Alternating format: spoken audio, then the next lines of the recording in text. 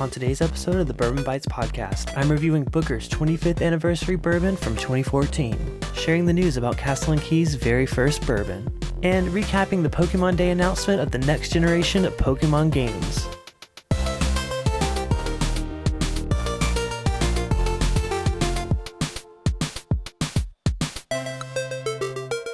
Hello everyone and welcome to the Bourbon Bites podcast, a whiskey podcast with a gaming twist. I'm your host Clifton and thank you for tuning in this episode. So I'm actually recording this a couple days before going on vacation, so I'm going to keep it short and sweet just to give myself less work before I take time off.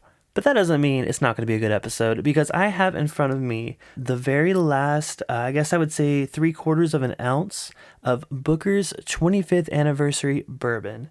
So this sample was given to me by an amazing friend in our local whiskey group. I did a Booker's flight back in 2020 with my friend Brandon, where we reviewed this, Booker's 30th, and Booker's Rye. So if you missed that stream, definitely go check it out. It was such a treat to be able to try these limited releases that I think most people wish we could have got our hands on.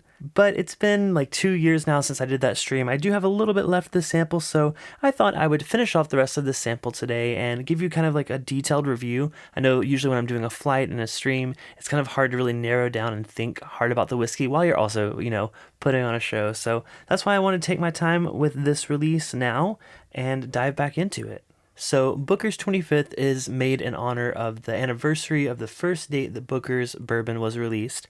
Of course, it was a program started by the legendary Booker No at the Jim Beam Distillery.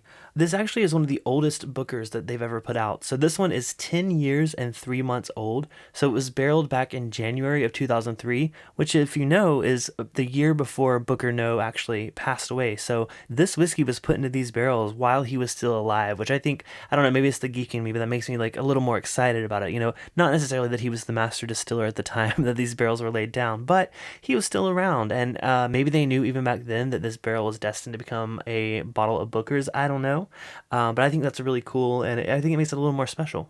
So not only is this one of the oldest Bookers, this is also one of the higher proofs. This is 130.8. I know a lot of the recent releases have been in the upper 120s, so it's nice to finally hit over the 130 point. I'm excited to see how, not just older Bookers, but higher proof Bookers actually tastes. And when this came out back in February of 2014, it was a $100 bottle. And remember, Booker's at that time was normally around $60 for the regular releases. In 2014, I had just turned 21. So yeah, I don't think I was sophisticated enough to buy a $100 bottle of bourbon. So like I said in the stream, I also did their 10th anniversary release and their 30th anniversary release. I haven't rewatched that. I don't remember exactly how this placed. But that's not the point of the review I want to do today. I wanted to dive into it individually and see how it compares to just Booker's in general, not necessarily other special releases. So let's go ahead and get this poured. So while that opens up, I do have one piece of bourbon news I wanted to talk about. The rest is mostly gaming themed, but Castle Key filed a TTB label for the very first Castle Key bourbon. So if you guys have been following me for a while, I took a trip to Kentucky back in 2019, and the very first distillery I toured was the Old Taylor Distillery, which is where Castle Key is set up. Now at the time, they didn't have a bourbon or a rye that were released. They only had a gin and a vodka, which, by the way, their gin was incredible. One of the highlights, we came back with 2 bottles of it. But we knew their whiskey had a few more years, so I'm pleased to see that there is now a label. It's not really officially been announced, but there is a TTB label filing for Castle Key Kentucky Straight Bourbon Whiskey. So this is a small batch bourbon. It's released at 98 proof, and it's been aged for 4 years. So we don't really know much about it beyond that. I assume this is maybe some of the original bourbon that was laid down when Marianne Eaves was involved with the distillery. They have had other whiskeys that they have contract distilled at their location. I know Pinhook has used them to age some bourbon, so this isn't necessarily the first bourbon to actually come out of Castle Key, but it's the first one carrying the Castle Key name.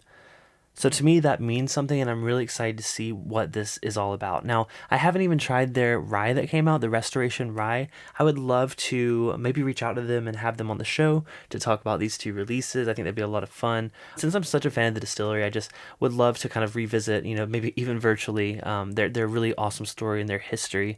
It's like I said, was one of my favorite and one of my first distillery tours ever. So I'm really excited to see how their bourbon is. I really hope they price it at a competitive price. I'm a little worried, being the first release, they might have the tendency to kind of overinflate the price of it because they know people are going to want to get their hands on it. But it is 4 years old. It's 98 proof, so I'm really hoping for a 50-ish or less price point. But we'll have to see. I definitely would still probably buy a bottle anyways just to try it. But I'm just really excited. I'm really happy for them as a distillery, and just I've been following their journey for so many years. It's so nice to see them finally having a bourbon come out. So I'll keep you guys updated once we get an official announcement. But for now, we're just stalking the TTB a bit. All right, so the Booker's 25th has opened up quite a bit in the glass. Let's go and give it a nose. Oh man, you can tell that age immediately. This smells unlike any other Booker's I've smelled before. It's very reminiscent of maybe some of the 15-year-old juice that was rumored to be Jim Beam that came out. I know Doc Swenson's had a release, and a few other bottlers had this, mystery juice. A lot of people thought it may have been Jim Beam. This is very reminiscent of that on the nose. Maybe even so, like some of the older Knob Creek single barrel picks that used to be around. You can tell this has so much dark, dry oak on it. It's less of the typical nuttiness you come to expect from Jim Beam. To me, this is such a dry and mature nose that the nuttiness is expressing itself faintly, I think, on the nose. It's not the most overpowering or expected nose. I actually had a pour of just regular Booker's. I think it was the 2020-03 just before this, just to familiarize myself with the Booker's flavor profile. And I know I'm not necessarily directly comparing it, but this is completely different. Normally, Booker's is like a sweet, nutty kind of flavor. This, though, is the dry oak, the vintage, the leather. All that is there on the nose. By the way, if you were listening to this on release date or anytime after, I just did a stream on Thursday of this week with Michelle from Women of Whiskeys. We tried all of the 2021 batches of Booker's. Definitely make sure to go check out that replay if you missed it. I love Michelle, and I'm so glad to finally have her on my channel for once. And I also just really enjoy Booker's, so I think it's going to be a good one. Hopefully it was a good one, but definitely check out that replay. By the way, I should mention, Jim Beam is probably my second favorite distillery of all time. I still rank Heaven Hill on top because not only was it my intro into whiskey in general, but they make some of my favorite bourbon I've ever experienced. So Heaven Hill is still my number one spot, but Jim Beam is a close second. And for a while, I was buying every single Booker's release. When they were $60 or $70, there was the price jump that went up from 60 to 70, and I was on board with that. I was like, you know what, it's still a solid bourbon. But lately, I have not been able to find a bottle of Booker's for less than $100.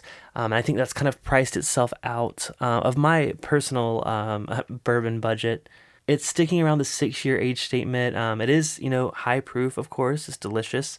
But I just think it's not necessarily a $100 bourbon. This, however, was $100 in 2014, and I'm sure it goes for several hundreds, if not thousands more on secondary. I don't know for sure.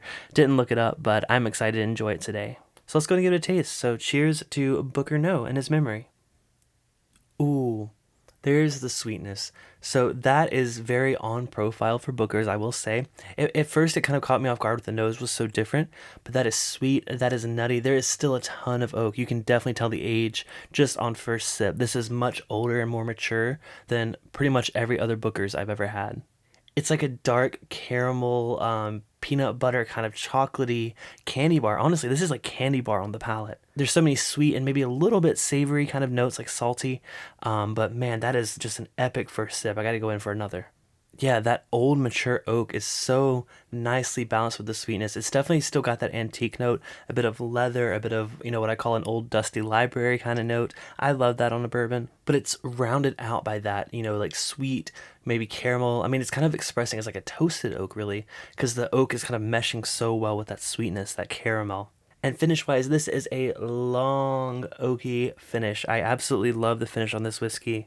It kind of goes back to that chocolate note I was getting earlier. It's less of like the brown sugar caramel, and it just finishes really nicely with like a milk chocolate. It's not a dark chocolate, but like a milk chocolate sweetness that's kind of accentuated by that oak. That is a fantastic pour. Without directly comparing it to Booker's 30th or Booker's Rye, which of course, Booker's Rye is still my all-time best, whiskey I've tried in general. But Booker's 30th, without doing a direct comparison, I can't really say if this is better or, that one's better. I just say, if you have a chance to try any of these anniversary releases from Booker's, definitely give them a try. I mean, it's really easy to say, would I pick this up at $100? Absolutely, this is a winner. But would I pay secondary for it? Well, that's a different question. I have yet to pay secondary for any whiskey. I'm proud of that at this moment, but not to say I never will. But at this point, I think I'm happy having tried it. I'm happy I was able to share it with my friend Brandon, and overall, I'm very satisfied with this experience. So I'm gonna finish this off and then get into some Pokemon news that you don't want to miss. So this past weekend, there was a brand new Pokemon Presents video that came out from Nintendo. This was in celebration of Pokemon Day, which honors the release of the original game back in February 27th, 1996. So they always do special things across the entire franchise for Pokemon Day, but this one came with a news drop that no one expected. But before we get into the major announcement, let's talk about a few of the other things that they announced that are relevant to games that I have and I've been playing. So first off, there is a update to Pokemon Legends Arceus. I've played it quite a bit on Twitch. This is version 1.1.0, and it just went live on February 27th. So they're calling this update Daybreak, and apparently there have been mass outbreaks of Pokemon that are popping up all over the region. So your goal is to investigate that and see what is causing this. Now, that's not the only update. They're also adding a new end-game mode called Eternal Battle Reverie, where you'll be able to meet Arceus in your dreams and attempt a test of strength. So it seems like they're catering this towards people who have already beat the base game. I know my husband's already beat it once, so I think he's really excited for these updates. We haven't had a chance to play them, like I said, planning for vacation, but hopefully he'll keep me updated on how those turn out and if they are as big of a deal as it sounds, because it sounds like these are some pretty cool new features coming to it. Also, to celebrate Pokemon Day, they are giving out some free items, including some different types of Pokeballs. You can redeem this in-game by using the password Arceus Adventure in the Mystery Gifts menu. So if you want some free virtual swag in the game, you have until March 31st to redeem that.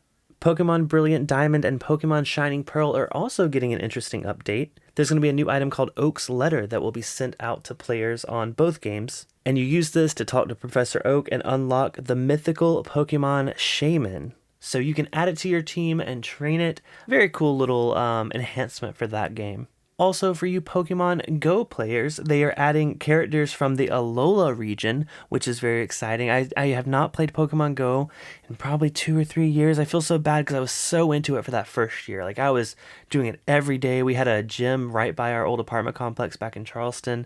Man, we were so into that game. But I've been considering getting back into it, and I do think the Alola forms of a lot of the Pokemon are so cute. So that might be enough to convince me to get back into it. I know there's a lot of trails around here that are populated with the gyms and stuff like that. So I'm gonna have to give that another go. There are also updates to the mobile games Pokemon Unite, Pokemon Cafe Remix, and Pokemon Masters EX, all to celebrate Pokemon Day. You get some free items and things like that across the board. Check out Nintendo.com for the full details on that. But let's get to what we're really here for.